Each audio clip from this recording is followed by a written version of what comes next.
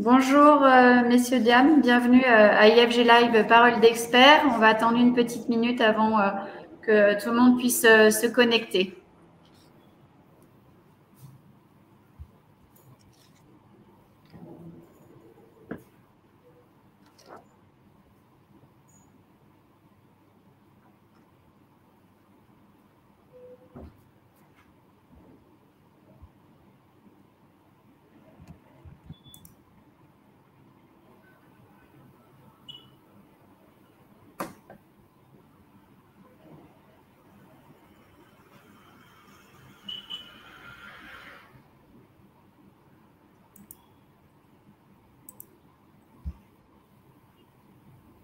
Donc, bonjour à toutes et à tous. Il est 12h30 en France et 11h30 en Côte d'Ivoire. Bienvenue. Je suis Stéphanie Lavie, directrice communication marketing RSE de IFG Afrique. Et aujourd'hui, sur le plateau de IFG Live Parole d'experts, nous avons le plaisir d'accueillir Reda Benjeloun en direct d'Abidjan. Bonjour Reda. Bonjour Stéphanie, bonjour tout le monde. Bonjour, bienvenue. Reda, tu es un homme engagé, passionné, déterminé, fondateur de Hightech, un grand groupe spécialisé dans le secteur des nouvelles technologies, basé en Côte d'Ivoire. Tu as un parcours académique très riche, de fait de grandes écoles nationales, internationales. Et aujourd'hui, vous êtes actuellement en cours de PhD dans le domaine de l'intelligence artificielle chez un PhD chez Best Case Western aux États-Unis. Et aujourd'hui, vous allez nous parler d'un sujet très important. Dites-nous comment la convergence des technologies peut être un levier pour créer des entreprises qui gagnent. Merci Reda pour cette intervention. Merci beaucoup Stéphanie et bonjour à tout le monde. Donc, je vais partager rapidement l'écran. Partager.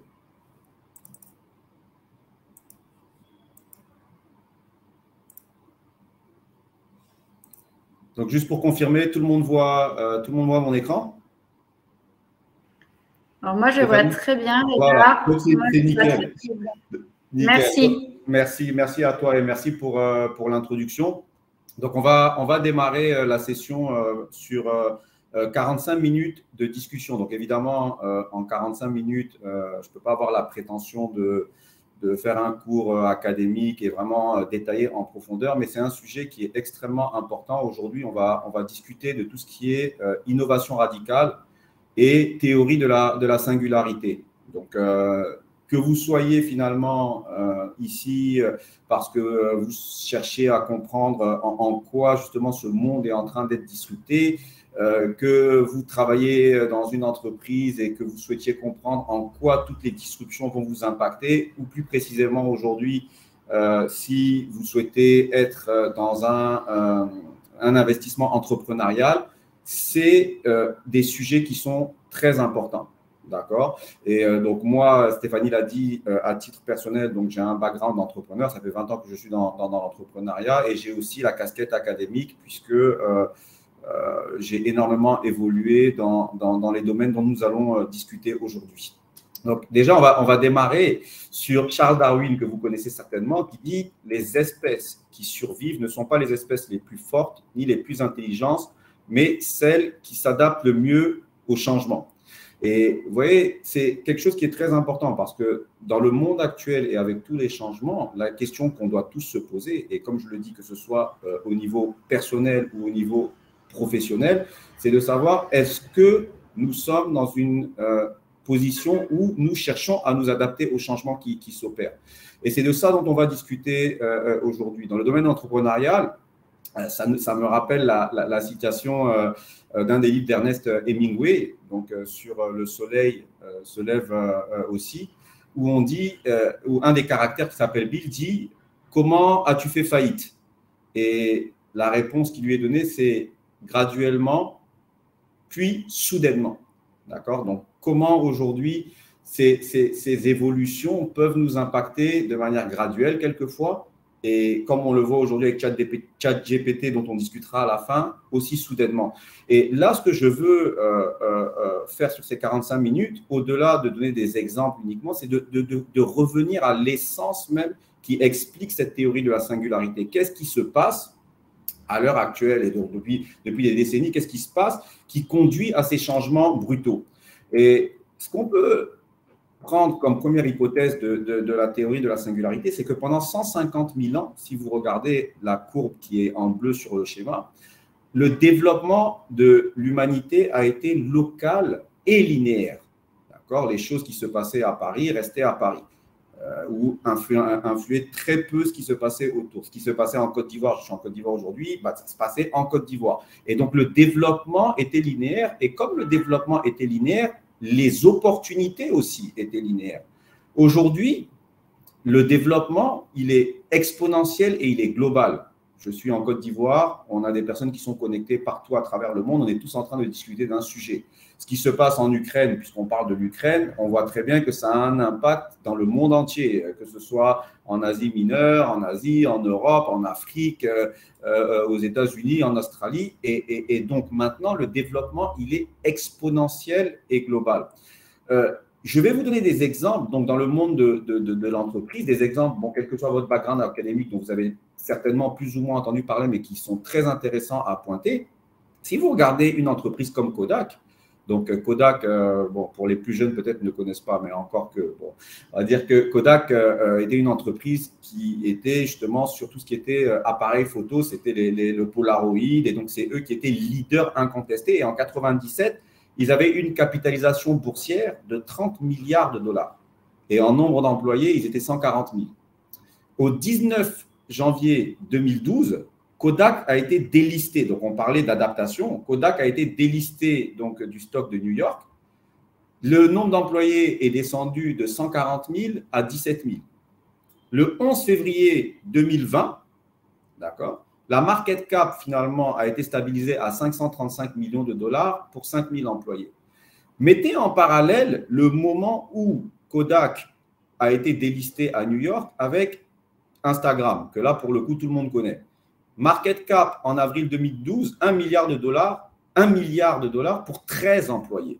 D'accord? Et en 2020, la market cap de Instagram, c'était 100 milliards de dollars, 1 milliard d'utilisateurs actifs et nombre d'employés 450. Ça, c'est un exemple de croissance exponentielle dans ce monde en fait de la théorie de la singularité.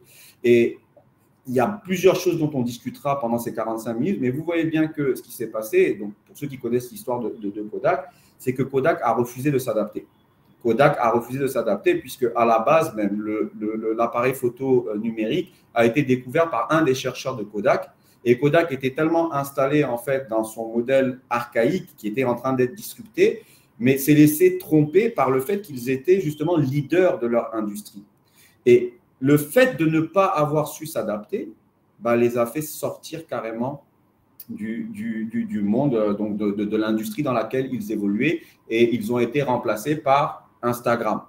D'accord? Et si vous regardez, by the way, je vous ai mis un peu l'évolution des photos analogiques et des photos numériques, on voit bien que ce qui est dangereux, c'est que de 1930 sur cette courbe aux années 2000, c'était très difficile de se rendre compte justement que ça allait être disrupté. Et c'est ça qui a trompé aussi Kodak. C'est que leur croissance, leur utilisation en nombre de photos était identique à la croissance de celle qui était utilisée au niveau numérique. Mais vous voyez bien qu'après les années 2000, quand maintenant l'industrie elle a été disruptée, ce qui s'est passé, c'est que ceux qui n'ont pas su s'adapter, ils sont sortis. Et c'est ceux qui ont disrupté l'industrie, qui ont monté pour arriver à 1,6 trillion de dollars, 1,6 trillion de photos. Et ça, ce n'est pas quelque chose qui est uniquement dans ce domaine-là. Les exemples sont légion. J'en ai mis un deuxième parce que je suis sûr aussi que vous verrez de quoi on parle. Je ne sais pas si vous connaissiez Blockbuster. Donc, Blockbuster, c'était la plus grande chaîne de location à l'époque où on louait des vidéos en VHS.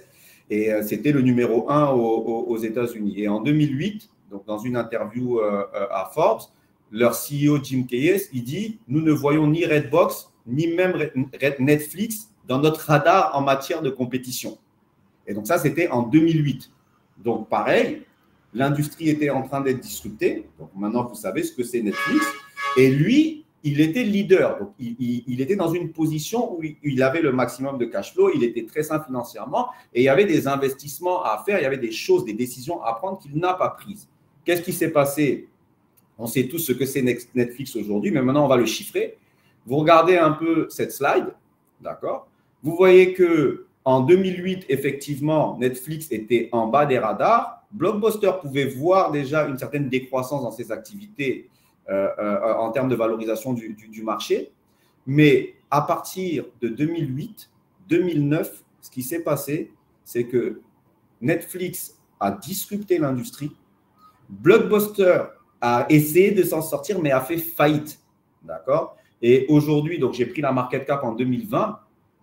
La market cap est de 203 milliards de dollars. Donc, c'est plus même qu'avoir disrupté l'industrie. C'est que ce qu'il faut comprendre, ce n'est pas une entreprise qui en remplace une autre, c'est que l'opportunité, elle est décuplée de manière exponentielle. Donc, vous voyez qu'au meilleur moment, en 2004, la valorisation de Blockbuster, c'était 6 milliards de dollars. Et là, on parle d'une market cap de Netflix de 30 milliards de dollars, de 203 milliards de dollars.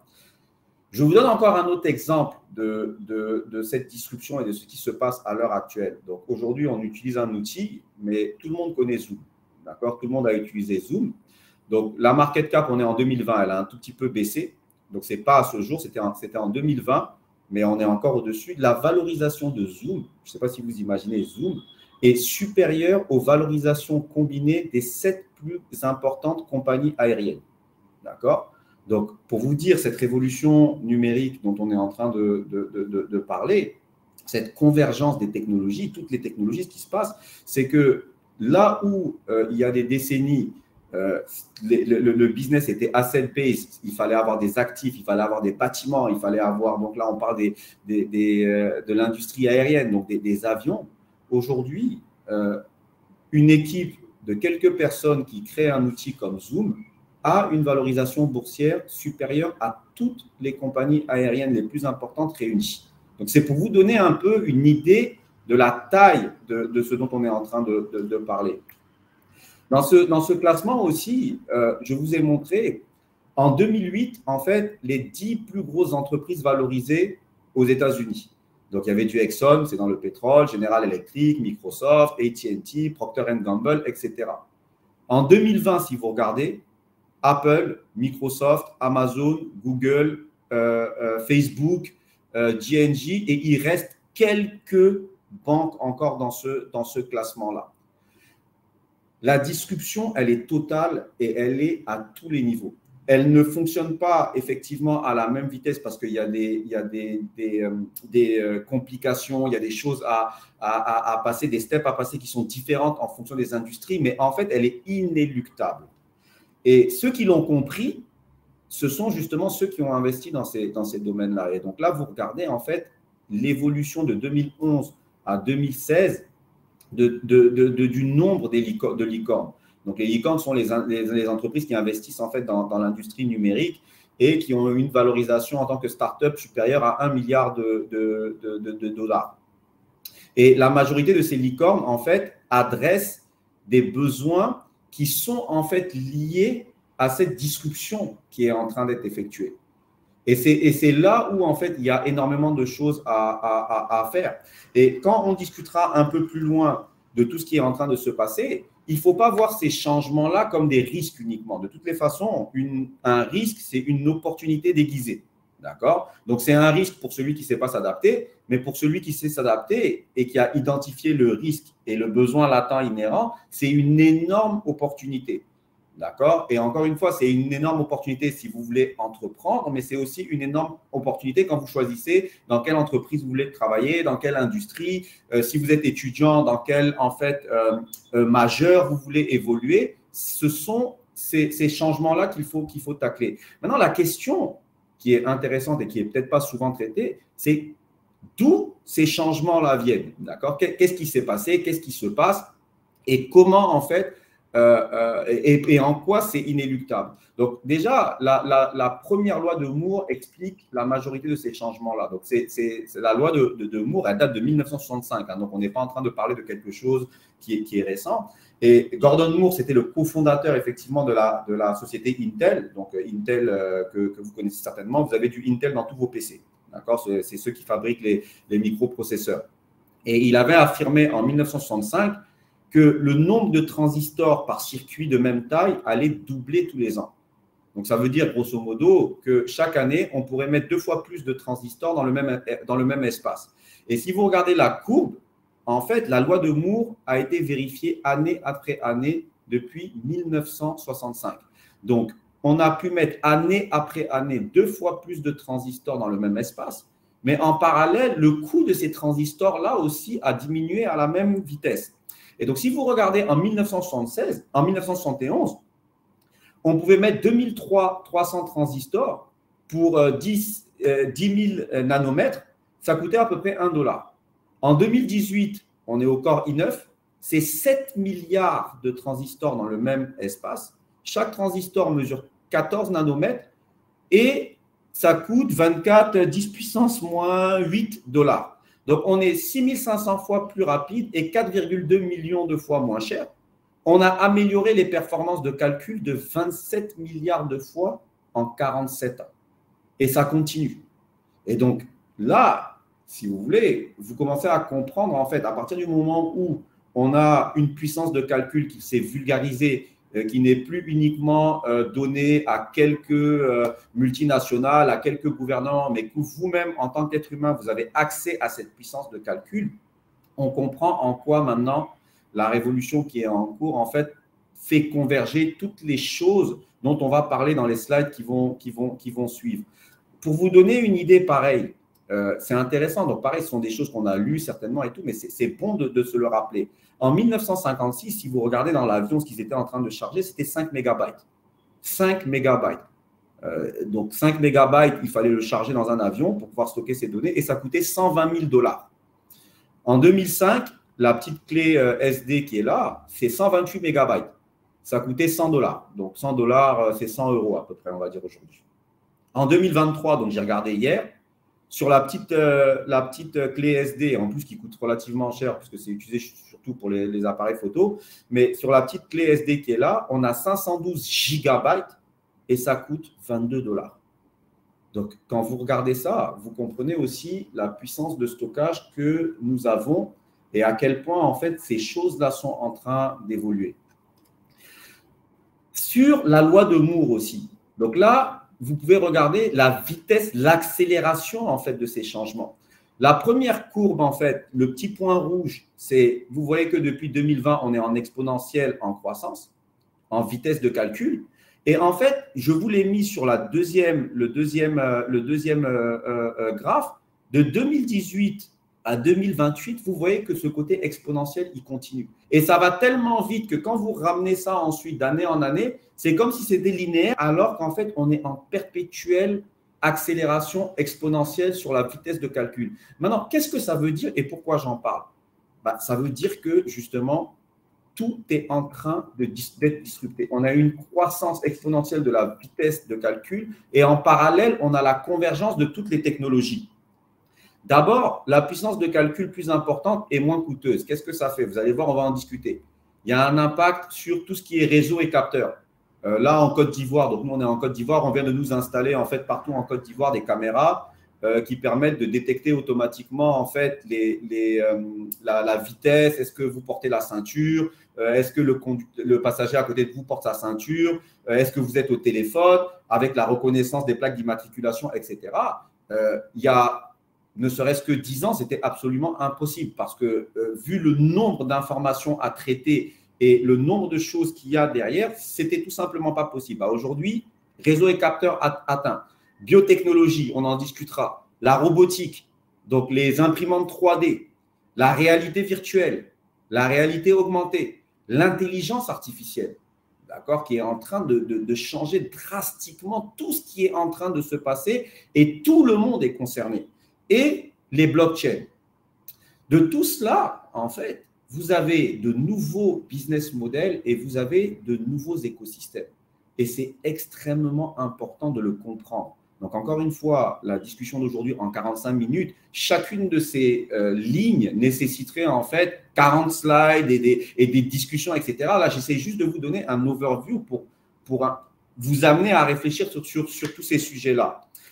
Vous voyez également qu'on est passé de la 3G à la 5G. Donc, sur nos téléphones, on voit 3G, 4G, 5G, mais juste pour garder en tête, quand on était à la 3G, on était sur du 385 kilobytes. Sur la 5G, on est sur du 10 gigabytes en 2020. Donc là aussi, imaginez-vous ce que c'est en train de disrupter, surtout le monde de l'entertainment, les vidéos, les transmissions de data, la façon dont on communique les uns avec les autres et plus spécialement, quelles sont les implications. Et je vais vous en donner quelques-unes. Donc là, je vous ai donné la loi de Moore, je vous ai donné quelques exemples. Là, on est sur le monde global et connecté. La première implication, vous avez une explosion des réseaux. Et ce n'est pas uniquement de l'IoT dont on est en train de parler, donc de l'Internet of Everything. Ce n'est pas uniquement de connecter les êtres humains. En 2020, donc ça, c'est disponible sur le site de Cisco, il y avait plus de 50 milliards d'appareils connectés et 1 trillion de capteurs. En 2030, dans ce monde, on sera à plus de 500 milliards d'appareils et 100 trillions de capteurs. Mais qu'est-ce que ça veut dire? Ça veut dire que depuis 2005 déjà, il y avait plus d'appareils connectés que d'êtres humains. Et à partir donc en 2020, chaque être humain, il y a 7 appareils connectés. Donc, il y a 7 appareils connectés par être humain. Et en 2030, on va multiplier par 10 le nombre d'appareils connectés. Ça veut dire qu'on sera à peu près à 70 appareils connectés par être humain. Quels sont les impacts aussi sur l'industrie automobile? Donc là, je vais vous donner quelques types d'impacts qui se passent. Donc, Waymo, c'est la division automobile de Alphabet. Alphabet, donc c'est Google, d'accord? Ça a été la première voiture totalement autonome, sans pilote de sécurité, qui a été autorisée aux États-Unis sans coût additionnel d'assurance pour les passagers. Parce que Tesla, donc il y a plusieurs, en fait, même aujourd'hui, General Motors, Volkswagen, ils ont tous essayé d'investir dans ce domaine-là. Et le souci qu'il y a effectivement, c'est que 80% du travail, il est fait. Donc, la voiture, elle fait moins d'erreurs que l'être humain, sauf dans les cas où il y a des choses qui sont inattendues. Donc, c'est là où les derniers 20% sont extrêmement compliqués à dépasser, mais on est sur la voie de ça. Et Waymo, ça a été la première entreprise à être autorisée sans coût additionnel. Pour pouvoir étayer en fait ce que je dis, il y a un article qui a été publié sur TechCrunch le 27 février 2023. Waymo, maintenant, a été autorisé à tester en fait ses courses, donc pour l'instant sur ses employés à Los Angeles, et ça va être lancé dans quelques semaines. C'est un article du 27 février. Un autre impact qu'il y a, donc là je vous mets des drones, je vous parle de taxis volants, donc on peut me prendre pour un fou pour ceux qui ne sont pas du domaine, mais en réalité, le 27 mars 2019, dans Science et Vie, Airbus et Boeing étaient déjà en train d'être annoncés comme se livrant une bataille sur la guerre industrielle sur le segment des drones avec passagers. J'ai fait la recherche aussi. Il y a un article qui est paru, je crois, ce matin ou hier, dans Forbes, donc, qui dit qu'avec les premiers essais concluants de Velocity, un taxi volant 100% électrique pour assurer les transferts des Jeux Olympiques en 2024. Donc, ça sera lancé. Ça ne veut pas dire que ça va être démocratisé et adopté par tous, mais c'est pour vous dire les industries sont en train de changer. Et on ne parle pas de petites disruptions. Et on ne parle pas de quelque chose qui va se passer dans 10 ans, dans 20 ans, dans 30 ans. On n'est pas en train de parler de retour vers le futur. C'est très proche. Et c'est important, quel que soit encore une fois son niveau d'implication dans le secteur, de comprendre qu'on ne peut pas lutter contre ces changements-là. Ces changements-là sont inéluctables et on doit embrasser ce changement et aller dans sa direction. Vous avez les entreprises qui travaillent dans le domaine de la biotechnologie. Donc, Moderna, donc vous avez entendu parler de Moderna, évidemment, ils ont été ceux qui ont travaillé sur un des vaccins du Covid-19, je pense, qui était homologué en France. Mais à la base, Moderna travaillait déjà, il y a une dizaine d'années, sur l'ARNM. Et donc, l'ARNM, c'est la copie transitoire d'une portion de l'ADN.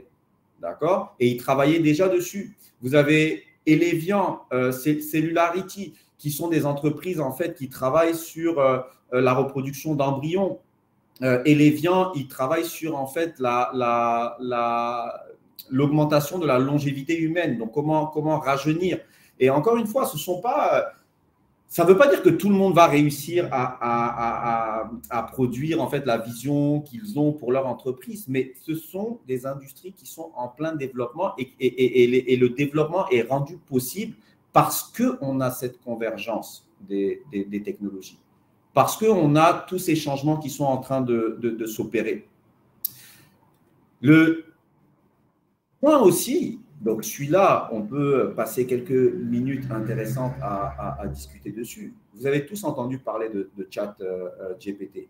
Je partagerai tout à l'heure dans le chat une recherche qui a été publiée la semaine dernière sur justement les implications de chat GPT dans le monde du travail et tout ce qui va changer. Et on va en discuter là quelques minutes. Donc là, c'est vraiment quelque chose qui est très, très intéressant. Donc, ChatGPT, déjà, c'est ce qu'on appelle un LLM, donc Large Language Model. Et il faut comprendre que ce n'est pas uniquement lié, en fait, à un bot qui répond ou qui génère, en fait, de la discussion. Le principe même des LLM s'applique à énormément d'industries différentes. Ce n'est pas uniquement, en fait, du chat. Mais qu'est-ce qui s'est passé? Donc, en novembre 2022, donc OpenAI menace soudainement Google. Donc, vous savez, c'est quoi Google? Google, pour menacer Google, c'est quelque chose qui il y a quelques mois encore, semblait impensable. Donc, ils étaient inattaquables. Et comment ils les ont menacés? C'est la sortie de ChatGPT. Et en l'espace d'une nuit, ChatGPT sort et la valorisation de l'entreprise passe à 29 milliards de dollars. Donc, en une nuit, ChatGPT est valorisé à 29 milliards de dollars. En février 2023, donc février 2023, c'est il y a quelques semaines, Microsoft, qui est actionnaire majoritaire de OpenAI, annonce que sa nouvelle version sera implémentée dans Bing. D'accord? Et donc Bing, il y a quasiment personne qui utilise Bing. Tout le monde utilise Google pour faire ses recherches. La majorité des personnes utilisent Google. Bing, c'est le moteur de recherche de Microsoft. Et là, maintenant, ça devient une réelle menace pour Google. D'accord? Je ne sais pas si vous avez eu l'occasion de tester ChatGPT. Si vous ne l'avez pas fait, connectez-vous sur Play Store ou sur le Apple Store, téléchargez l'application et testez. C'est quelque chose de très, très impressionnant. D'accord? Ils ont réussi. Donc, les LLM existent depuis très longtemps, mais le problème, c'est qu'ils n'étaient pas précis, ils n'étaient pas rapides. Aujourd'hui, ce que ChatGPT réussit à produire, c'est extrêmement impressionnant. Et donc, à partir du moment où c'est implémenté dans le moteur de recherche de Microsoft, il est clair que de plus en plus de personnes, quand ils vont vraiment le développer, vont commencer à utiliser parce qu'à partir du moment où vous pouvez poser les questions et avoir des réponses précises, vous n'utiliserez plus Google. Vous n'utiliserez plus Google. Et by the way, à l'heure actuelle, c'est code rouge chez Google. Ils ont lancé il y a une semaine, 10 jours, leur version de ChatGPT qui s'appelle Bard, mais qui a énormément de mal à décoller parce que justement, ils se sont fait disrupter. Donc, c'est encore ouvert, mais c'est quelque chose qui a lieu. Et l'industrie des moteurs de recherche, c'est évidemment pas la seule industrie qui est concernée. Parce que la croissance exponentielle des modèles d'intelligence artificielle vont toucher des milliards d'emplois et des trillions de dollars d'opportunités. Et encore une fois, c'est important de comprendre que c'est inéluctable. Ce n'est pas quelque chose contre lequel on peut lutter individuellement. Ce n'est pas quelque chose contre lequel on peut lutter collectivement. Ça sera très difficile parce que le train est en marche et que les outils sont là.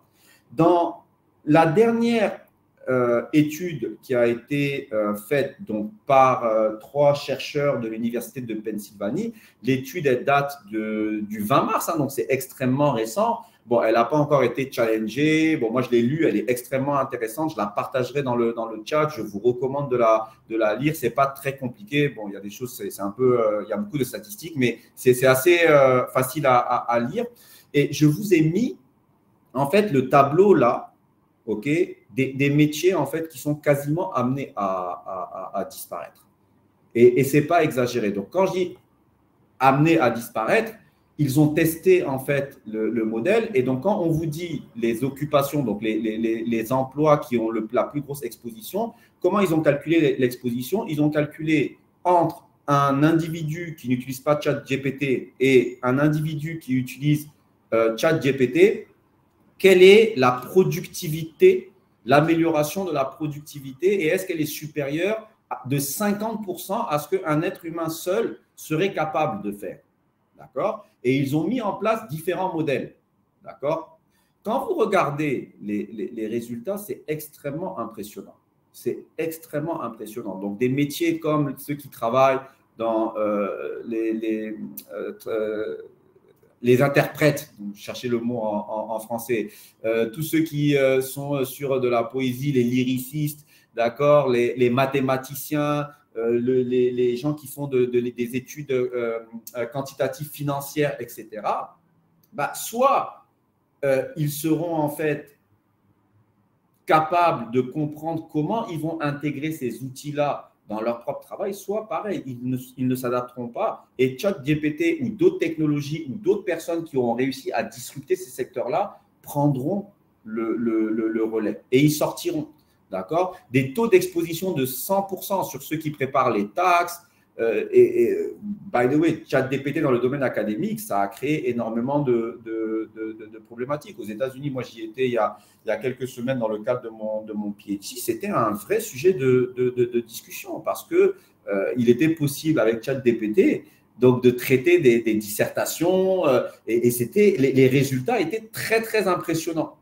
D'accord? Donc aujourd'hui, la question, c'est si même le tout-puissant Google, d'accord, peut être potentiellement renversé par la disruption de l'intelligence artificielle, est-ce que ce n'est pas à propos de s'inquiéter de ce que ça pourrait devenir pour votre entreprise, pour vous personnellement ou pour vos enfants? D'accord? Maintenant, je pondère, parce que ça, c'est plus un point de vue personnel que de la science, mais plutôt que de s'inquiéter et de chercher à lutter contre cette révolution, mon message, c'est plutôt, il faut s'inquiéter parce que les choses sont en train de changer, mais il faut s'inquiéter dans une direction où vous cherchez justement à prendre en fait les investissements qui taclent les opportunités qui vont en ressortir. Parce que ce n'est pas que l'IA va prendre la place de l'être humain, c'est que il va falloir que l'être humain se réinvente pour tirer profit de l'IA.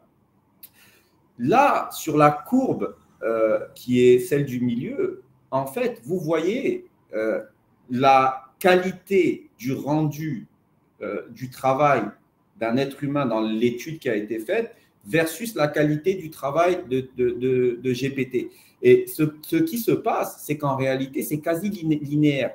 Il y a quelques endroits, donc évidemment sur de la stratégie, il y a des endroits où évidemment en fait ça demande en fait beaucoup de cognition et tout, et ça on n'arrive pas encore à le reproduire avec le chat des GPT, mais c'est quasiment le même rendu pour énormément de secteurs d'activité. On a à peu près la même qualité entre ce qu'on arrive à produire sur du LLM et ce qu'on arrive à produire en tant qu'être humain. Sur la photo où on voit Trump et Joe Biden en train de jouer au golf, donc la photo, elle semble quand même réaliste.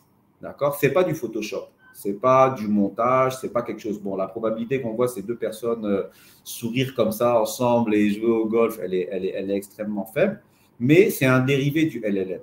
C'est un logiciel, je crois aussi, que vous pouvez télécharger. Moi, j'en ai testé un qui est différent, mais celui qui a été utilisé pour celui-là, c'est Midjourney, d'accord? Et il suffit d'écrire dans Midjourney Joe Biden et Donald Trump riant et jouant au golf ensemble au milieu de la journée à travers une lumière directe et naturelle. Et en quelques secondes, il produit cette photo. Il produit cette photo tout seul. Sur la base justement d'un dérivé du LLM, il réussit à faire ce type de photos. Mais imaginez-vous aussi, pareil, ce que ça veut dire sur ce qu'on est maintenant amené à voir, ce qu'on est amené à entendre. Est-ce que cette image, elle est réelle, elle n'est pas réelle? Comment elle a été produite? et tout ce qui se passe aussi derrière pour toutes les personnes qui sont dans la photographie, dans la création, qui pourraient se sentir pas concernées par tout ce qui est en train de se passer, parce qu'on part du principe que c'est quelque chose où il y a une certaine subjectivité, etc. Il y a de la disruption dans tous les domaines. Et à la différence de la disruption qu'il y avait il y a quelques décennies, maintenant, elle est exponentielle en termes de rapidité et toutes les technologies convergent au même endroit. Toutes les technologies convergent au même endroit. Et du coup, les changements sont très brutaux, sont très, très brutaux. Et c'est encore une fois extrêmement important que tous ensemble, on comprenne qu'on doit embrasser ces changements-là et on doit aller dans leur direction. Et pareil, si vous avez des enfants et qu'il faut les guider dans la scolarité, etc., il faut comprendre qu'il y a toutes ces choses-là qui sont en cours et que, bon, il faut aller dans cette direction. Sundar Pichai, qui est le CEO d'Alphabet, a dit « L'intelligence artificielle aura des implications beaucoup plus profondes pour l'humanité que l'électricité ou le feu. » Et Elon Musk, qu'on l'aime ou qu'on ne l'aime pas, c'est quelqu'un d'extrêmement brillant quand il s'agit de disruption, il a dit « Les entreprises doivent impérativement participer à la course à l'implémentation de l'intelligence artificielle. Sinon, elles ne seront plus compétitives. Si votre compétiteur le fait et que vous êtes en retard, il vous écrasera. » À la fin de cette décennie, au final, de toutes les façons dans ce secteur, il y aura deux sortes d'entreprises. Celles qui utilisent l'intelligence artificielle et celles qui n'existent plus. D'accord? Et quand vous regardez l'évolution des investissements qui sont faits justement dans ce secteur d'activité, il est en très forte croissance. Il est en très forte croissance. Les premières choses qu'on a là avec ChatGPT, c'est vraiment un tournant. D'accord? C'est un tournant. Et ce n'est pas du buzz, c'est en train d'avoir des impacts extrêmement puissants. Et on va partir dans une phase d'accélération. Et toutes ces choses dont on vient de parler, encore une fois, sont liées à cette théorie de la singularité et à la convergence exponentielle de toutes ces technologies-là. Donc, je suis vraiment allé très rapidement. Il y a beaucoup de choses. On avait une quarantaine de minutes pour laisser le temps aux questions et qu'on puisse un peu échanger de manière dynamique. L'idée ici, c'était de pouvoir vous donner une overview, mais moi, j'aimerais bien, que quelqu'un m'explique en quoi il peut ne pas être concerné par ce qui se passe en ce moment. Et à partir du moment où on est tous d'accord que ces choses nous impactent au quotidien et nous continuerons de nous impacter de plus en plus fortement, c'est comment nous faisons pour tirer des opportunités de ce qui se passe là. Parce que la beauté de tout ça, c'est que tous ces changements-là, pour ceux qui savent en fait les adopter, les apprivoiser et les comprendre plus rapidement que ceux qui restent en fait sur un schéma où ils essayent de lutter contre l'évolution, ce sont des gens qui voient les opportunités et qui peuvent justement tirer profit de toutes ces belles choses qui sont en train de se passer.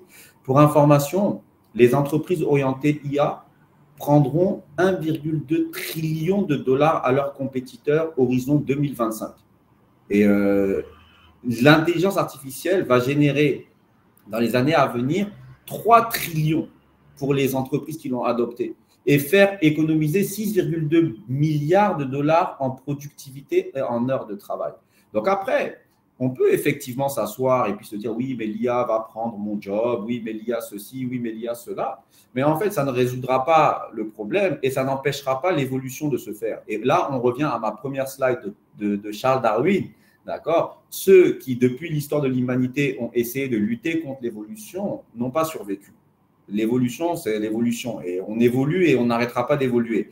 Par contre, ceux qui voient cette évolution-là, qui savent s'adapter, qui savent se former, qui savent aller dans une direction où on tire profit de ces risques-là, c'est ceux qui réussiront à s'adapter et qui continueront de progresser et d'évoluer.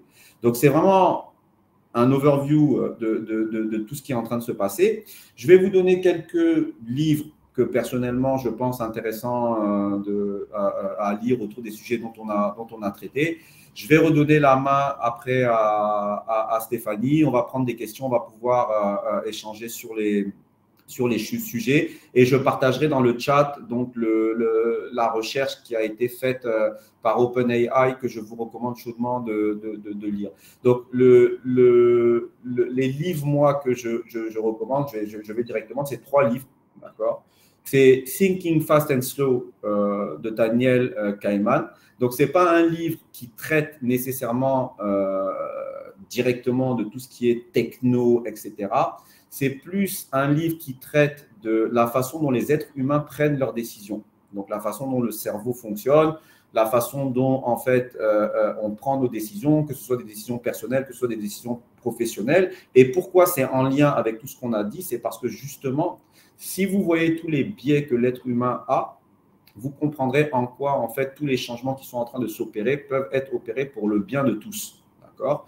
The Innovator DNA est aussi un livre très intéressant qui explique tout ce qu'il faut en fait pour pouvoir s'adapter. Donc, quand on est dans l'innovation, encore une fois, quand on parle de disruption, de théorie de la singularité, de tous les changements qui s'opèrent, quelque part, il faut aussi avoir un mindset qui correspond pour pouvoir s'adapter et embrasser tous ces changements-là. Il faut impérativement avoir un mindset et il y a des skills qui se développent. Et donc, j'ai trouvé que sur ce bouquin-là, c'était bien traité. Je vous le recommande. Et le dernier livre, qui est Human plus Machine, qui a été écrit par Paul Dougherty, que vous connaissez certainement, est extrêmement intéressant. Et intéressant en quoi? C'est qu'il est très pragmatique. C'est un livre qui est très pragmatique. Ce n'est pas de la théorie, c'est quelque chose de très concret et qui analyse en fait justement en quoi toutes les disruptions qui sont en cours vont nous impacter et comment ils vont nous impacter. Donc, ce sont les trois livres que je vous recommande. Je suis allé relativement vite, mais c'est normal. Il y avait un temps qui était imparti. On a quelques minutes pour échanger. Je vous remercie infiniment de m'avoir écouté. Donc, je stoppe le partage et Stéphanie, c'est toi qui as la main. Merci beaucoup. Merci Reda. Merci pour cette belle présentation et elle a suscité beaucoup d'échanges à la fois sur le chat et puis j'ai fait un petit zoom sur les questions. Il y a beaucoup de questions aussi. Donc, j'essaye de rassembler les deux. Une des premières questions, Reda, c'est aujourd'hui, ChatGPT, il y a beaucoup d'offres sur Google Apps. Laquelle prendre? Et est-ce que c'est gratuit? Parce qu'apparemment, ça a l'air d'être payant. Donc, si déjà tu peux voir comment on peut avoir accès. D'accord. Donc, ChatGPT, ils ont sorti une version évidemment qui était gratuite. D'accord, et qu'on a pu tester.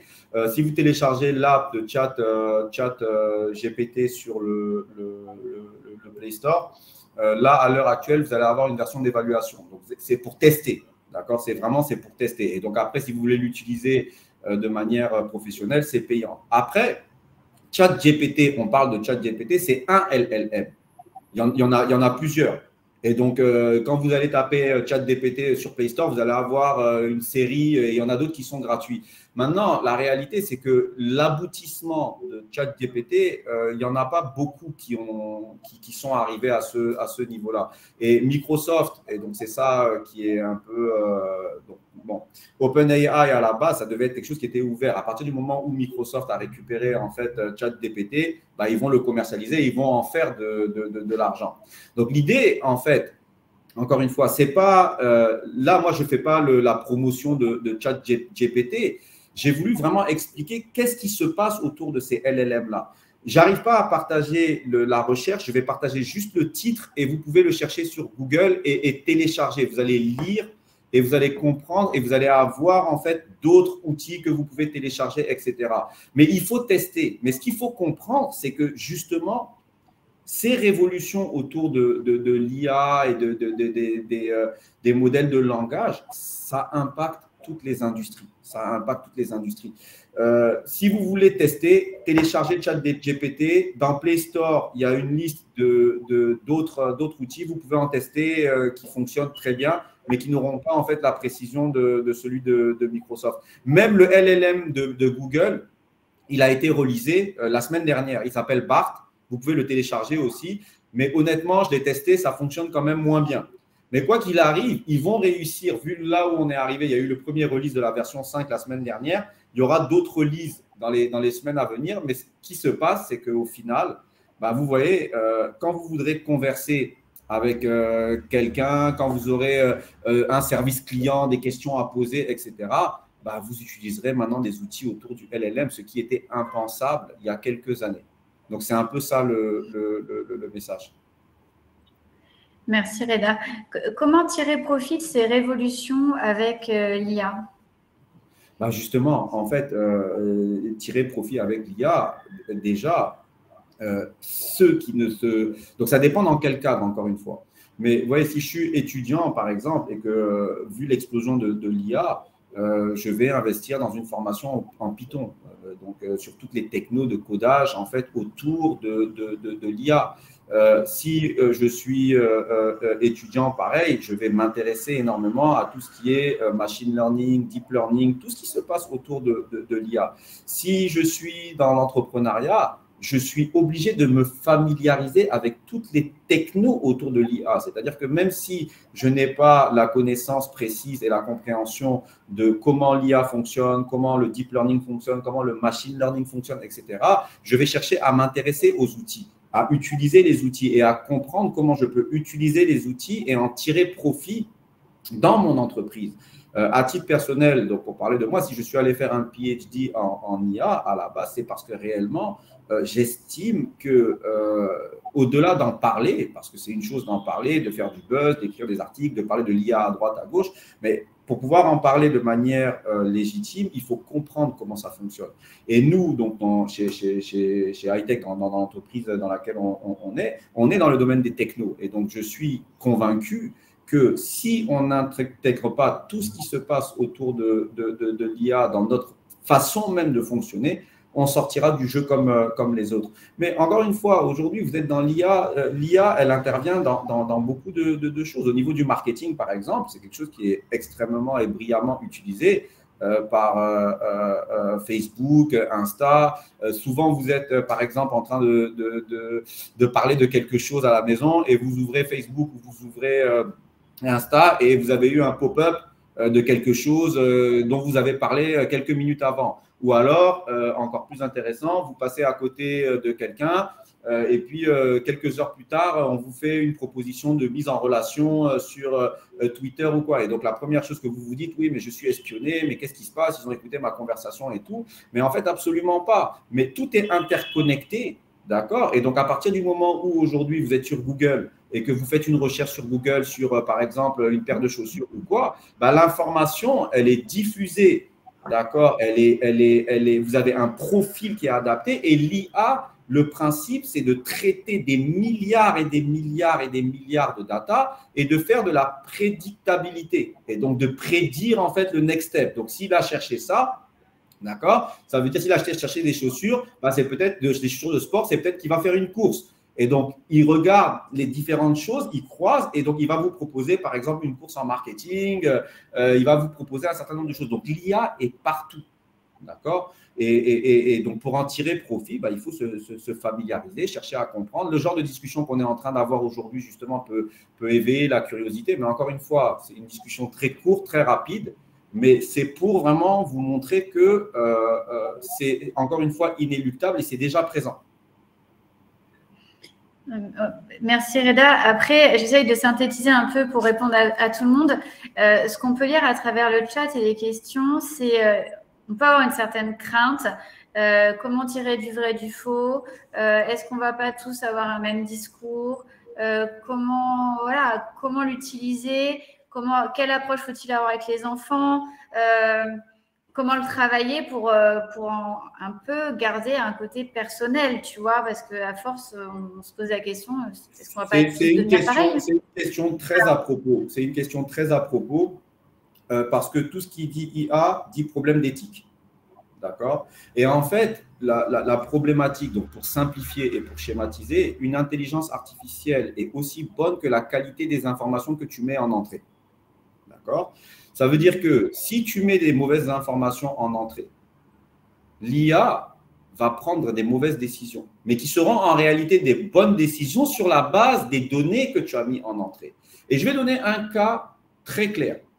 Il y a eu une étude, et elle est disponible aussi sur Internet, une vraie étude, une recherche, sur le fait de donner à l'intelligence artificielle le pouvoir décisionnaire dans les prisons américaines.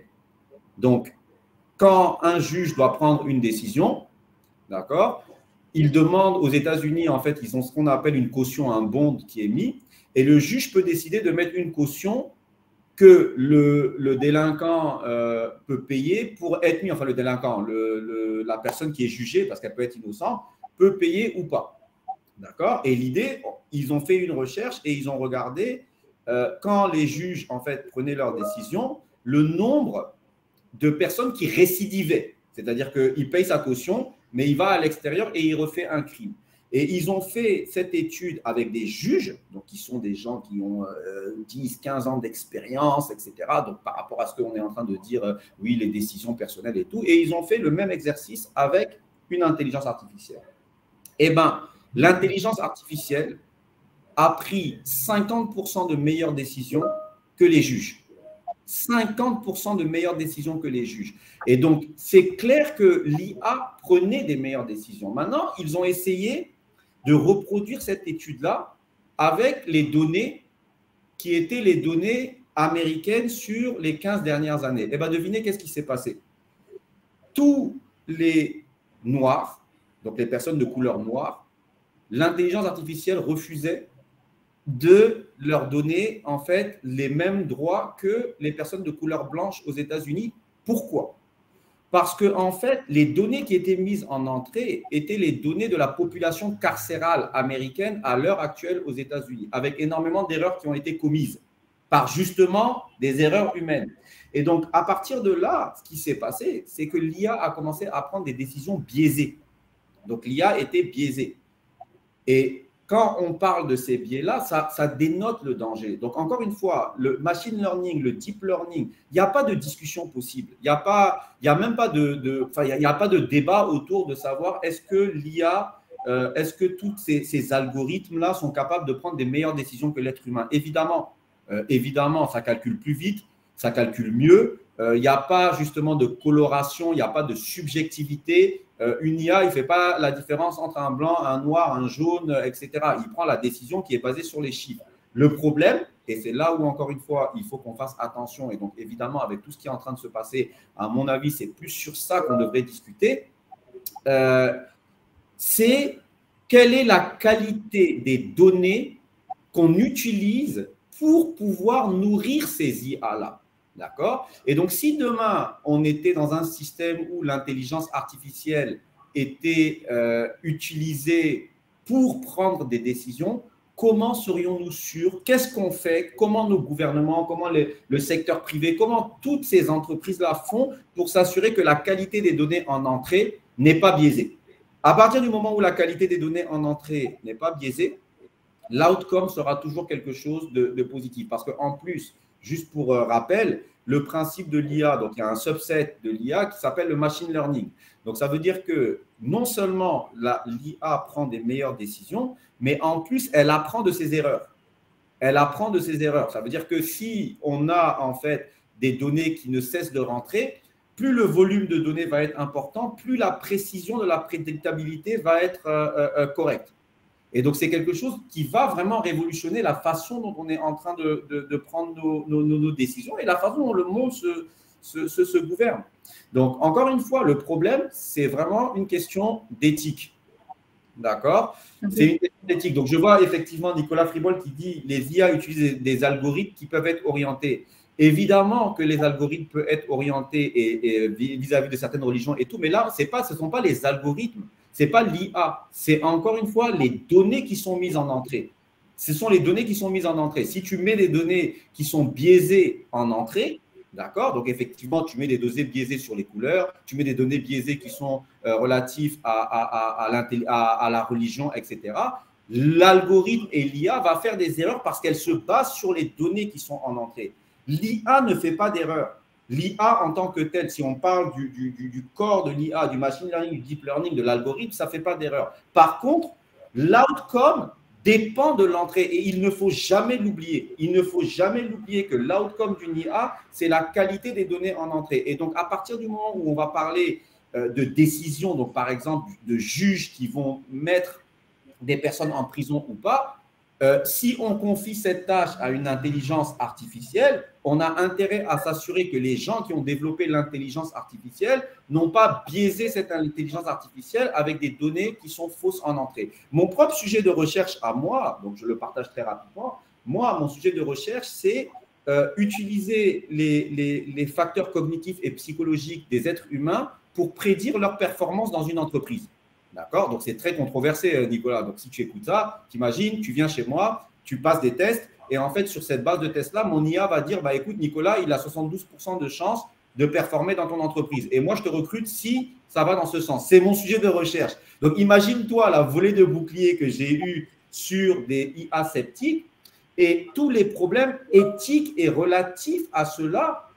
Si effectivement je ne fais pas attention à la qualité des données qui sont en entrée. Si par exemple je mets des données en entrée où je prends un échantillonnage où les femmes par exemple sont moins représentées que les hommes et que cet échantillon fait dire à l'IA que les femmes sont moins performantes que les hommes, il y aura des soucis à ce niveau-là. Donc encore une fois, le débat il n'est pas sur l'IA.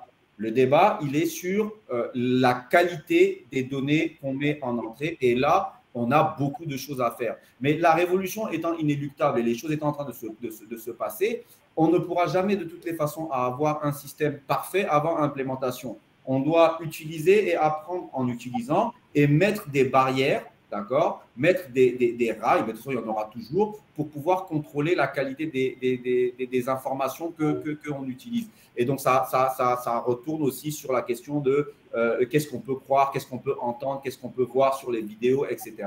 Maintenant, il faut être très prudent. Il faut être très prudent sur les informations qu'on a parce que très sincèrement, même le deepfake, il y a des applications qui sont à l'heure actuelle téléchargeables gratuitement. C'est extrêmement impressionnant. C'est extrêmement impressionnant. On arrive à des qualités qui sont vulgarisées pour l'utilisation de tout un chacun. Donc, ce ne sont plus, encore une fois, les services secrets, les gouvernements ou des gens qui sont très outillés, qui ont accès à ces technologies-là. On a tous accès à ces technologies-là. Maintenant, la bonne nouvelle, c'est que ça nous donne aussi à nous le pouvoir de changer les choses. Donc, on a aussi ce pouvoir individuellement maintenant de changer les choses et de disrupter aussi à notre tour. Ok, alors là, il nous reste plus que 4 minutes. On ne va pas pouvoir répondre à toutes les questions, mais pour refaire un lien avec ce que tu viens de dire, est-ce qu'on pourrait imaginer qu'il y a des labels qui pourraient sécuriser l'IA, voilà, pour avoir accès? Il y a énormément de discussions, donc des labels. Donc, il y a peut-être une opportunité. Celui qui a eu cette idée-là, peut-être qu'il pourrait gratter parce que justement, c'est une opportunité en termes entrepreneurial, par exemple, de regarder justement toutes ces disruptions, comment on pourrait en fait fédérer et tout. Mais il y a beaucoup de discussions sur toutes les recherches qui sont faites autour de l'intelligence artificielle. Vous aurez toujours un segment, donc un paragraphe qui va systématiquement traiter de biais, donc les biais liés à l'IA et d'éthique, d'accord? Et l'éthique, donc tout ce qui est problème éthique. Donc, dans le cadre de mes recherches, pour revenir dessus, quand j'ai fait les interviews des entreprises américaines, j'ai interviewé 250 entreprises américaines et donc la question qui était posée à la fin, c'était est-ce que vous accepteriez qu'une IA prenne une décision sur vos promotions personnelles? Donc, toi, Stéphanie, aujourd'hui, est-ce que tu serais d'accord de confier à une intelligence artificielle ta carrière? D'accord? La majorité des gens ont répondu on est d'accord pour avoir le résultat de l'IA, mais on veut que ce soit un être humain qui analyse en fait le résultat de l'IA, d'accord, et qui interprète la chose. Pourquoi? Parce que tout le monde justement a ce problème d'éthique. Et c'est ce que tu vois, Nicolas a soulevé tout à l'heure quand il a parlé des religions, de trucs, de machin. C'est qu'il y a beaucoup de choses autour de l'éthique et on peut se poser des questions autour de ça. Donc, est-ce que derrière ça, il n'y a pas justement une opportunité pour des entreprises pour homologuer la qualité des data? Bon, il y a peut-être quelque chose à investiguer. Je ne saurais pas répondre avec sincérité sur le sujet, mais quoi qu'il en soit, de toutes les façons, aujourd'hui, quand vous signez les accords quand vous vous abonnez à Facebook, à Twitter, à toutes ces choses-là, donc avec le GDPR, enfin toutes ces choses où vous parlez de confidentialité des datas, la majorité du temps, vous cochez, vous cliquez, mais quand vous cochez, vous cliquez, les aspects éthiques, même pour vous personnellement, vous y prêtez pas garde. Et les gens, ils les utilisent, quoi. Mais c'est vrai qu'on constate que l'IA, on ne peut pas y échapper. En fait, il faut l'apprivoiser. Il y a une expression que j'aime bien, c'est le poison est dans la dose. Et je pense qu'on est un peu là-dessus. C'est un mélange d'humain avec un mélange d'IA et on se démarquera avec l'humain qu'on est. Et peut-être qu'on parlait d'éducation, j'ai entendu plusieurs fois l'éducation. Ça va changer aussi l'éducation, l'approche de nos enfants dans les écoles. Et l'IA va arriver dans les écoles et il va falloir les accompagner sûrement. Est-ce qu'aujourd'hui, c'est quelque chose qui existe?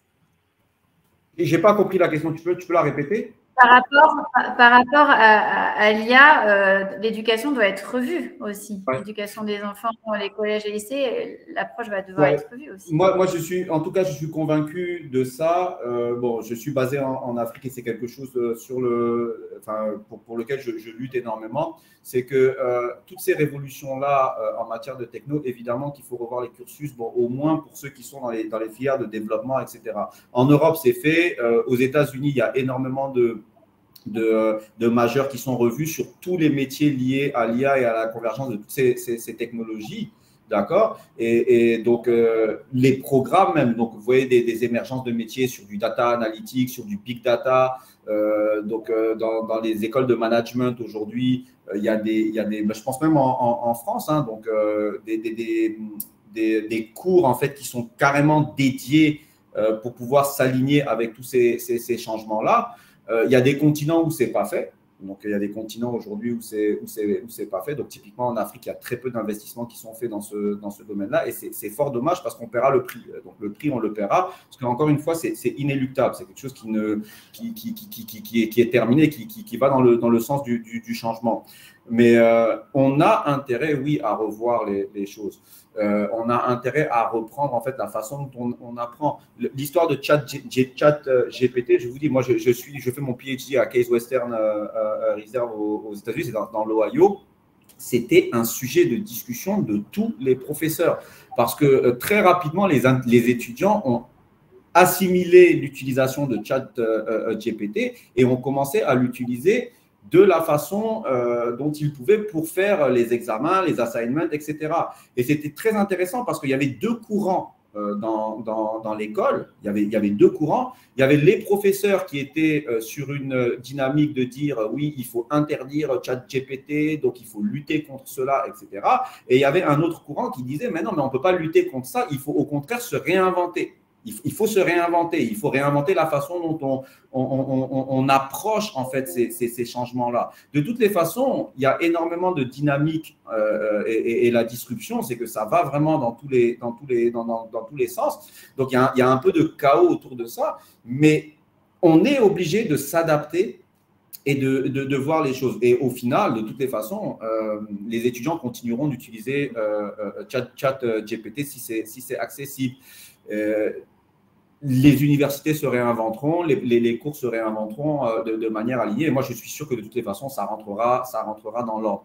Mais absolument, il y a beaucoup de choses à revoir dans le domaine académique. Moi, je vois beaucoup de changements, en tout cas aux États-Unis, je sais qu'ils font ces investissements-là. Et dans les écoles que je fréquente en France aussi, je vois des nouveaux modules se créer. Et je pense que les gens cherchent à tirer profit de toute cette mutation, toute cette disruption. Écoutez, Reda, merci. Ce que je vois, il est 12h, il est 13h32 en France et 12h32 chez nous, Reda. Merci pour cette intervention. Pardon à toutes les questions auxquelles on n'a pas pu répondre aujourd'hui, mais on aura sûrement l'occasion de rééchanger ensemble. Petit mot de fin, donc merci Reda. Merci à tous d'être présents. IFG Executive Education organise régulièrement des paroles d'experts sur différentes thématiques d'actualité. Prochainement, on va recevoir Philippe de Sertine, expert de la finance, directeur de l'Institut de haute finance. Voilà. Donc, n'hésitez pas à suivre l'actualité. Et l'IA est un grand sujet. Merci d'avoir partagé ce moment, Reda, et je te dis à très bientôt. Et je vous souhaite à tous une bonne journée. Merci à toi, Stéphanie. Pardon, excuse-moi, Reda. Vous retrouvez l'enregistrement, va vous être envoyé. Donc, vous allez pouvoir le revoir, Reda, revoir ses slides. Et voilà. Donc, excuse-moi, Reda. Non, pas de problème. Merci infiniment à tous ceux qui ont participé. Donc, encore une fois, c'est très bref comme présentation. On a parlé de beaucoup de choses. L'idée, c'était vraiment d'avoir un échange et puis voilà, que chacun puisse faire des recherches personnelles et puis progresser. Merci à IFG. Et je vous souhaite à tous une excellente fin de semaine et un très bon week-end. Et n'oubliez pas, on est là pour changer le monde. Allez, à bientôt. Ciao. Au revoir. Merci. Salut, au revoir. Au revoir à tous.